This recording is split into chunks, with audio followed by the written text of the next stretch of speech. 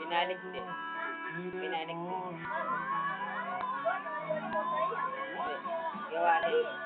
Gawa din panggapan ako.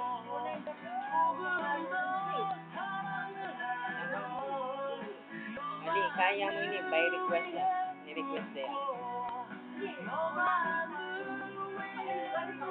Ali, ni-request na yan mo rin pants niya.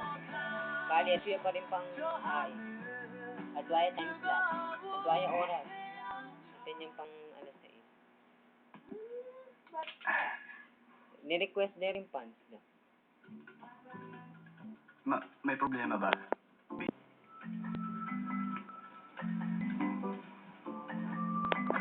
State business din sila at pag-aari nila ang kalahati ng Jeju Island. Kilala ang kanilang pamilya dahil sa kanilang koneksyon sa mafia. Sila pa rin ang nagmamay-ari ng malalaking nightclub at high-class bars. Napakayaman talaga ng kanilang pamilya. Si Soijo, nagsimula ang kanyang artistic debut noong 16 years old pa lamang siya. Nakilala siya bilang isang ceramics artist. Malaking art exhibit ang ginaganap every 2 years. Napili siya ng UNESCO bilang isa sa mga best young artists. Mabuti na lang, may isa sa kanila na may magandang ginagawa. Hindi mo na iniisiping mahihirap ang mga artist ngayon.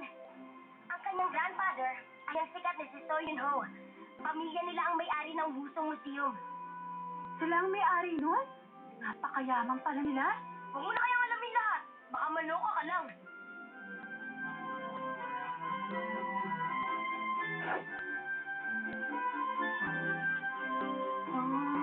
Yan ang picture ng dati nating president Nakikita mo ba yung batang kalong ng presidente?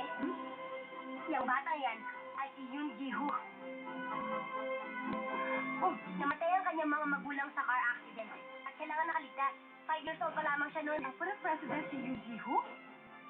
Alam mo ba yung Suam Art Center kung saan nag-perform si Sarah Chang? Pag-aari yun ng Suam Cultural Foundation.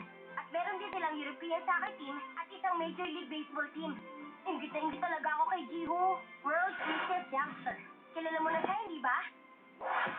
Siya ang anak ng may-ari ng pinakamalaking business conglomerate sa Korea. Siya si Go Junpyo, ang leader ng F4.